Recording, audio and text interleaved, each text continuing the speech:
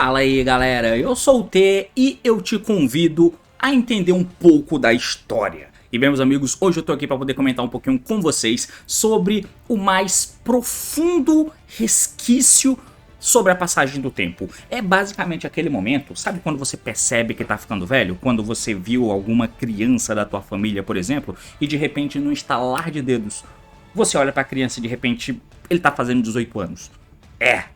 Se você tem um irmão, um primo, alguma coisa assim, você já deve ter visto uma situação dessa. A passagem do tempo é cruel. E dentro do Yu-Gi-Oh! Nós temos um claro resquício disso, que é o impacto de uma carta dentro do jogo. Hoje eu quero comentar um pouquinho com vocês sobre essa carta em específica, que é o Exciton Knight, que é esse monstrinho aqui. E cara, se você vem acompanhando o formato atual, vem acompanhando os meus vídeos aí, sabe que o metagame atual tá com o Razor no centro dele, teoricamente, junto com o Fiend Smith, mas como o Razor tá dentro do jogo, que é um deck focado em Exceed 4, a gente vê desde o OCG que você pega um monte de Exceed 4 bom e você põe no deck. Então, esse monstrinho acaba sendo uma das cartas bem presentes no deck de Razor. No OCG é uma staple, você usa, eventualmente pode ser interessante, e no TCG ele tem um impacto muito grande por aqui.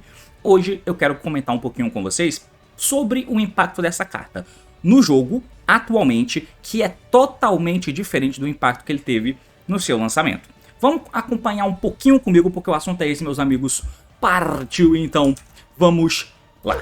Muito bem, então antes de mais nada, vamos comentar um pouquinho do que se trata esse monstro. Quem é o Evil Swarm Exciton Knight?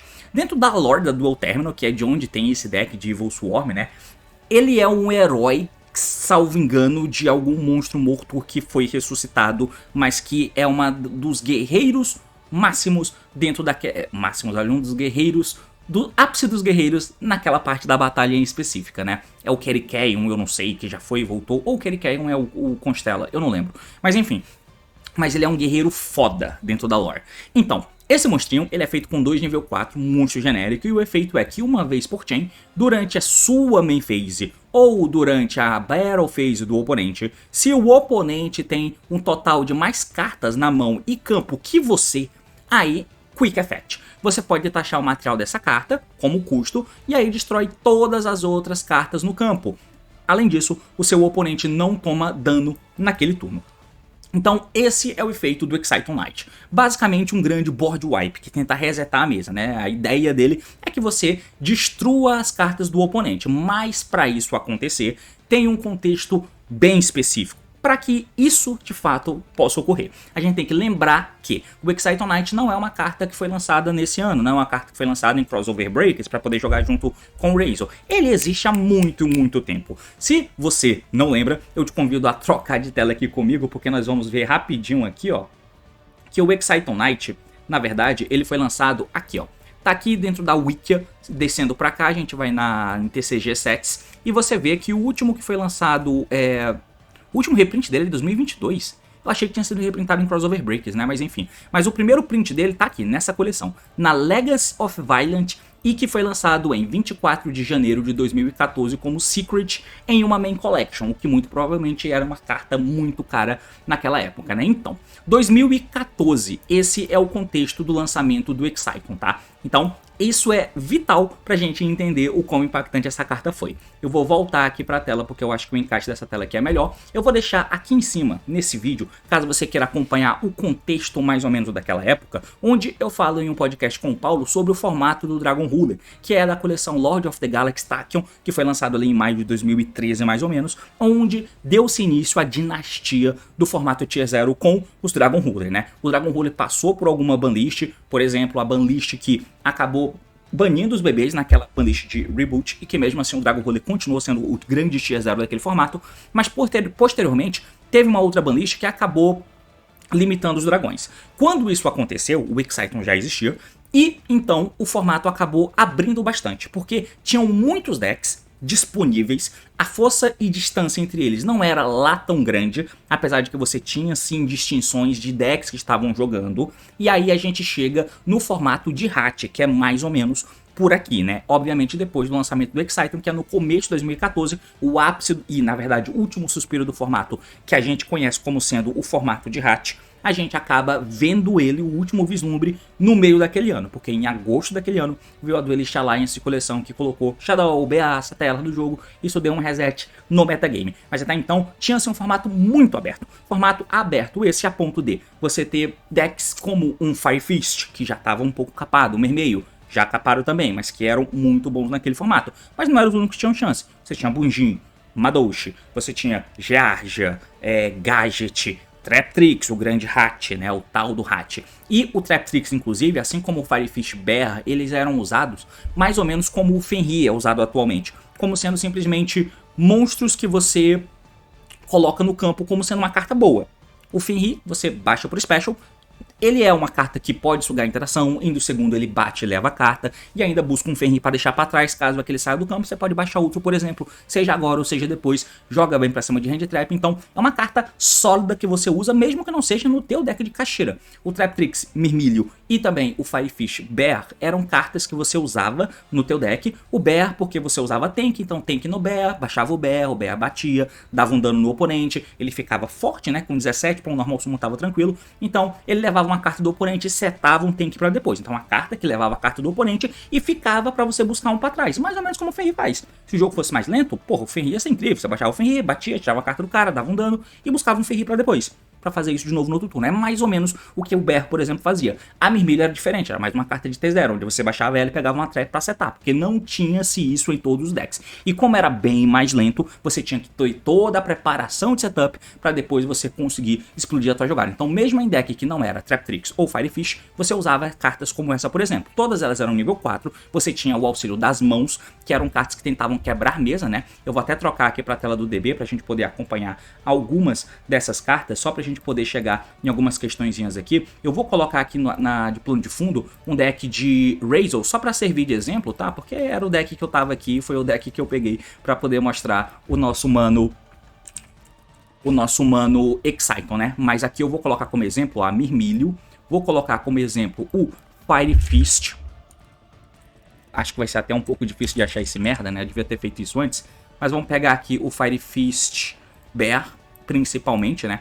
Esses caras aqui. E nós temos a Ice Hand e também temos a Fire Hand, que eram boas staples que você podia usar. Além de que nós tínhamos também nessa época o anime da vez. A gente ainda não tinha chegado, salvo engano, na era do Arc 5. Posso estar errado, mas acho que não tinha chegado na era do Arc 5 ainda, tá? Então, a última leva de invocações que nós tínhamos eram os Exceeds. O foco estava aí. E como dentro do anime, por exemplo, o principal personagem, não só o principal personagem, mas vários outros também, mas pelo fato do principal personagem usar decks focado em fazer Exceed 4 e o anime lá do Yuma resumir em você ficar pegando cartas dos outros, né, ganhando as cartas de números, você tinha que conseguir fazer aqueles monstros. E para conseguir fazer aqueles monstros, você tinha que usar um deck específico. Então, a tendência da maioria dos suportes virem era como monstro de rank 4. Então você tinha ali uma questão de vários dos principais decks serem decks que faziam monstros Exceed 4, tá? Isso era bem importante pro contexto da época. E por causa disso, você tinha a possibilidade de fazer vários Exceeds que hoje em dia a gente nem vê mais, como o Castel, o próprio Dweller, Giant Hand posteriormente, e principalmente o Exciton Knight. E isso era feito em múltiplos decks, você podia ver em muito deck diferente, porque tinha muito deck de monstro nível 4 jogando, certo? E qual era o grande contexto aqui em volta do nosso humano Exciton e seu impacto? Voltando pra cá, só para eu poder simbolizar melhor, eu vou mostrar de novo o Exciton aqui. Então aí é que entra a contextualização geral da época da carta, enfim. Então, como vocês viram, e inclusive eu posso até deixar esse outro vídeo aí em cima para vocês acompanharem, caso vocês queiram dar uma olhada mais ou menos no formato, mas era tudo bem mais lento, né? Então você tinha toda a construção de setup, como eu fiz nessa minha série de Power Level, que é na verdade o vídeo que eu tô deixando aí. Eu tento contextualizar como era o jogo daquela época até chegar no Yu-Gi-Oh! Moderno que a gente conhece, então caso você queira acompanhar lá. Então você tinha toda uma questão de construção de setup, de ter que fazer jogada cedo, de ter que pegar jogada cedo no sentido que você fazia jogadas que tinham valor, que era basicamente uma carta que pegava outra carta. E como você não tinha velocidade no jogo, entenda que o jogo não era assim porque a Konami era boazinha que o jogo fosse assim. É que não tinha-se a evolução até então para o que a gente tem hoje. Não tinham-se cartas que você fazia que interagia no T0. Ou não tinha-se tantos decks assim que conseguia explodir tão cedo. Tinha, mas não eram os melhores. Porque é toda uma questão de contexto da época, né? Acabava sendo deficiente um deck com essa proposta ao Wombo Combo. Enfim, então era muito melhor o grind, farmar recurso. Faço uma jogada, pego uma carta, seto defesa, porque eu tenho que ter a defesa, que não era um monstro, já que o meu deck não conseguia explodir. A minha defesa era trap, então eu seto a minha trap para poder pegar a vinda do oponente, para ele não quebrar o recurso que eu estou juntando, para que eventualmente eu consiga juntar monstro no campo, fazer os Exceeds e a partir daí começar a ganhar o jogo. É um dos motivos pelo qual quando o Shadow veio, por exemplo, ele foi tão bom, porque a Shadow Fusion punia o setup dos decks da época. Então, enfim, você tinha todo esse contexto, muito sobre preparação, preparar uma arapuca, juntar recurso para que eventualmente você conseguisse explodir. Os artefatos eram peças vitais na época também, né? Então, dependendo do deck, você acabava usando o Sanctum, mas principalmente o Moraltech. O impacto que o Moraltech no jogo também foi putaria junto com o Sanctum, tá? Então, tinha-se ali uma guerra de cartas que você ia juntando para poder prevenir o ímpeto do oponente chegar onde ele queria, que era juntar o recurso para poder ter uma mesa opressiva contra você, uma mesa que conseguisse quebrar o que você fez, uma mesa que conseguisse te matar, porque o grande objetivo era que o main deck farmasse uns recursos para que você conseguisse fazer os seus monstros bons, que de fato eram os Exceeds, que iam, enquanto tirava cartas do oponente, bater. O 101 então, pelo amor de Deus, o impacto que esse monstro teve aqui também foi absurdo, e mais uma vez, um rank 4 genérico, né, que roubava o monstro do oponente, podia bater, porque tem 2 de 100, e pelo menos uma vez ele não morria e se segurava no campo. Então, essas eram as dinâmicas do formato da época. E como você consegue ver em como eu estou construindo essa narrativa, você já consegue entender qual é o impacto desse monstrinho chamado Exciton Knight, né? É aí que entra o Exciton e o impacto que ele teve até então. Tinha-se dinâmicas que, se você não lembra, de uma cartinha chamada Heavy Storm, que particularmente eu acho, obviamente hoje em dia não seria assim, mas para o contexto da época tinha uma dinâmica interessante em volta do Heavy. Se liguem qual era. Basicamente, o Heavy Storm é essa spell aqui, que está banida atualmente, no ACG ela já foi liberada, mas o efeito é destrua todas as spell e traps no campo. É diferente do Rap's Feather, que só destrói do oponente, o Heavy Storm destrói todas, todos os lados do campo. Em determinado contexto do jogo, onde você continuava precisando ter essa dinâmica que eu falei pra vocês, de preparação de setup, de invocando os monstros devagarinho para poder juntar o recurso que você precisa para explodir, e para isso você precisa segurar a vinda do oponente com as tuas armadilhas, com as tuas traps. Então, com a existência dessa carta aqui, você tinha que ponderar se valia a pena você investir esse recurso de defesa para esperar a vinda do oponente. Então tinha situações em que você podia ter 3 armadilhas na tua mão, mas eu não vou setar todas, porque eu posso tomar um heavy e isso vai me deixar muito para trás. Agora eu não vou conseguir segurar o oponente e os meus monstros não vão se segurar para eu juntar o recurso para explodir. Então, se eu tenho 3 armadilhas na minha mão, eu não seto as 3. Eu vou tentar pegar e setar uma, por exemplo, porque o oponente vai fazer uma jogada de normal summon. Depende do meta, depende do formato, enfim. Mas, ao invés de setar tudo, eu setava uma, porque se setasse todas, poderia acontecer de tomar um Heavy Storm. O oponente, em contrapartida, ele podia ter o Heavy Storm, mas com a dinâmica de você ter setado uma só, ele não vai dar, porque vai servir como Mystical. Então ele segura aquela carta para poder ativar depois, quando você tiver juntado mais cartas. Como era muito comum que todo mundo ficasse setando trap, você tinha que usar trap mesmo que você estivesse jogando no segundo, por exemplo. Então chegava eventualmente um momento em que eu tenho 1 ou 2 traps setadas e você também tem essas traps setadas. Ou você precisa setar essas traps para segurar o jogo, porque era o curso natural das coisas. E você não está setando. Se você não está setando é porque você não quer perder as tuas cartas com heavy, porque o objetivo é deixar que o oponente tenha uma boa quantidade de traps, por exemplo, para você tirar essas defesas sem perder as tuas, porque aí você vai ter mesa mais defesa para pegar o que o oponente está vindo e você vai estar em muita vantagem em relação a ele. Então tinha um mind games em volta disso, sabe? Então se eu tenho muita trap na mão, eu não seto todas, porque eu posso tomar heavy. Se o oponente não está setando cartas e o deck dele é um deck comum do meta e não está setando cartas, pode ser porque ele tem heavy, só que o oponente também pode estar blefando isso, saca? E aí depois a minha melhor trap, ou uma trap boa, eu ainda não setei, porque eu tô com medo de heavy, depois eu seto ela e vou distribuindo assim as cartas, né? Então tinha todo um mind games em volta disso. E por que eu tô falando do heavy? Porque era mais ou menos isso que o Exciton proporcionava. Porque como o jogo precisava dessa preparação de setup, precisava desse conjunto de cartas para poder se defender, já que eu não tinha a possibilidade de dar um normal sumo e construir o meu combo inteiro tendo negações ou interações no campo enquanto eu deixo o follow para trás, eu não conseguia fazer tudo o que o meu deck podia fazer no começo pela limitação da época. Então tinha-se essa dinâmica, cara, de precisar ter que usar as cartas para segurar o jogo, para fazer vantagenzinha, setar a trap, setar a defesa, impedir o oponente de vir e tal. Eventualmente, quando o jogo chegava em um estado em que você tinha cartas para lá, tinha cartas setadas do teu lado, eu tinha as minhas cartas aqui, rolava um ponto em que o Exciton se tornava uma ameaça gigantesca. Então, caso tivesse comitação de cartas, muitos monstros no campo enquanto não matou, mas tem muitos monstros separados, enquanto tem back row, enquanto tem cartas na mão, o Exciton vinha e punia. Porque ele tem um contexto específico para ativar o efeito. Primeiro, que é uma vez por chain, então ele não é igual ao Zeus, que se eu baixo ele e tomo uma interação, eu posso dar de novo. Ele é uma vez por chain, eu não posso fazer isso. Então é um ponto importante.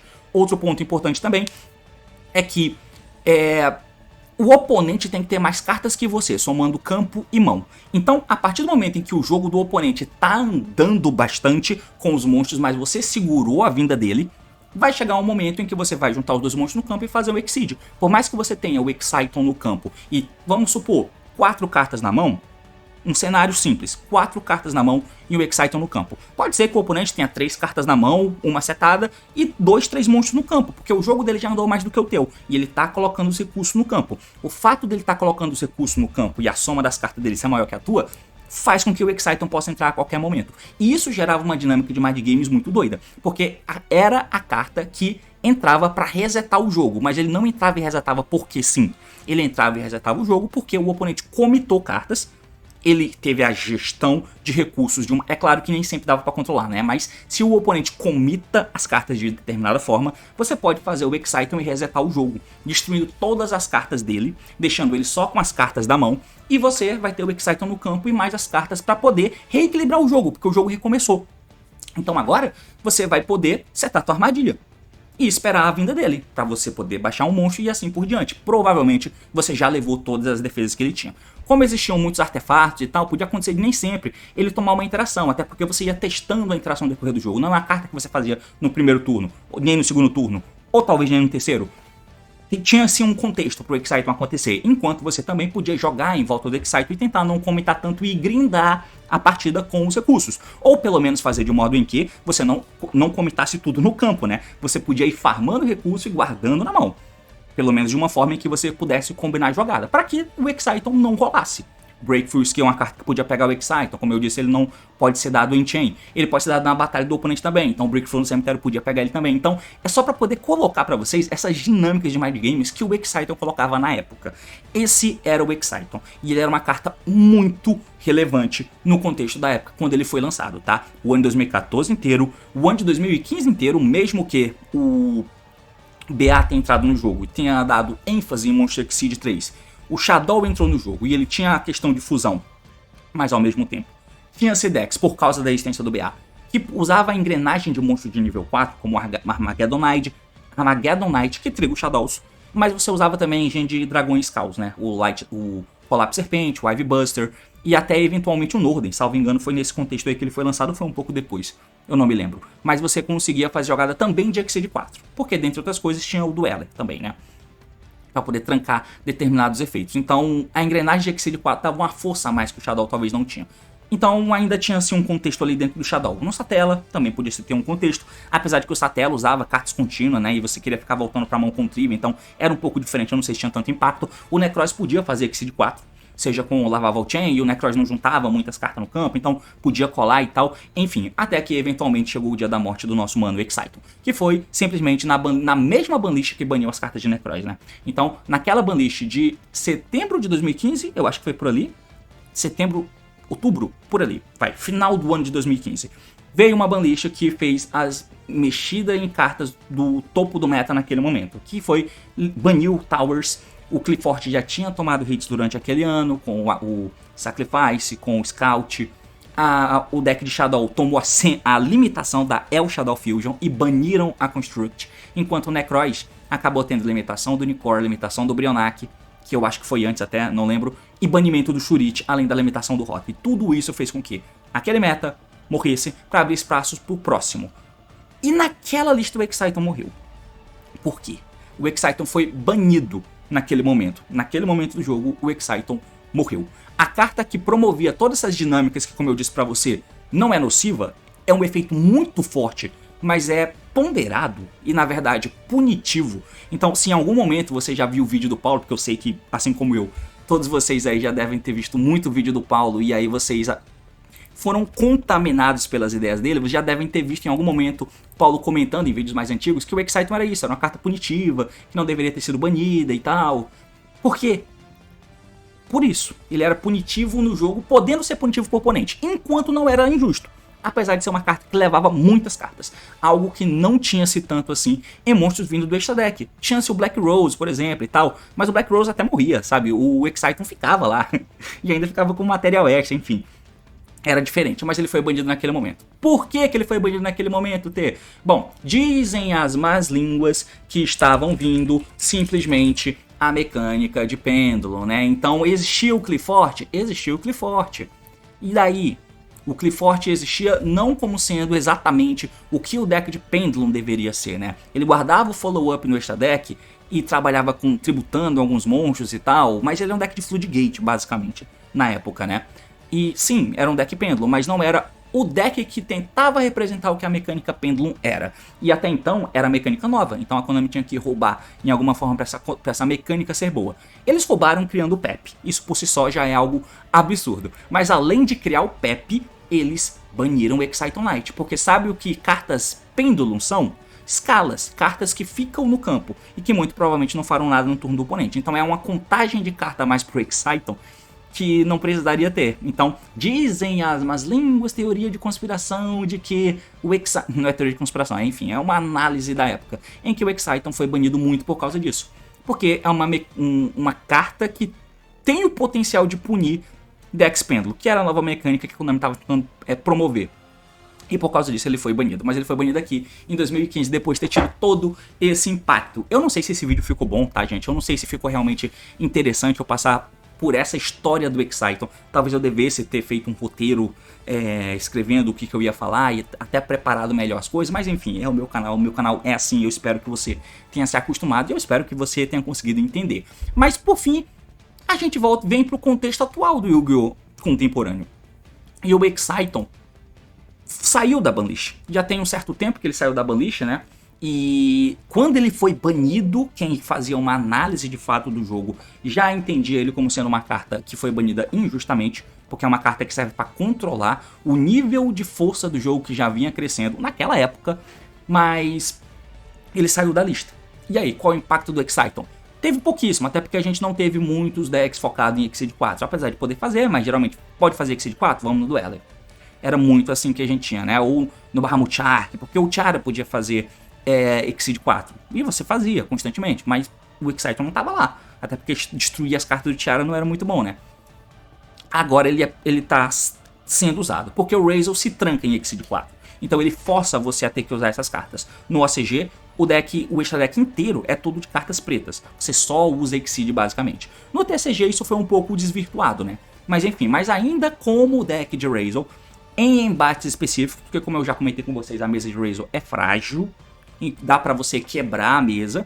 Tudo bem que ele vai conseguir voltar, mas existe a possibilidade de quebrar a mesa, porque a interação do Razer é só um Detonator, ou um Exceed 4 genérico que ele faça do lado, seja o Exceed que impede o alvo de acontecer, seja um Dweller, seja qualquer coisa, ou uma engrenagem secundária, mas ainda assim é frágil, né? E então o jogo tende a grindar. E o Exciton Knight ele pode entrar em contextos como esses, né? Já que os Razer são Starter e Extender, e no meio do jogo as suas cartas já estão habilitadas para entrar da mão, né? Seja o X de novo, seja o Normal Summon do Ice para vir por trás, seja o Special do Sword ou o Special do Node, que sempre vai acontecer ali mid-game, você pode ter uma dessa jogada para trás.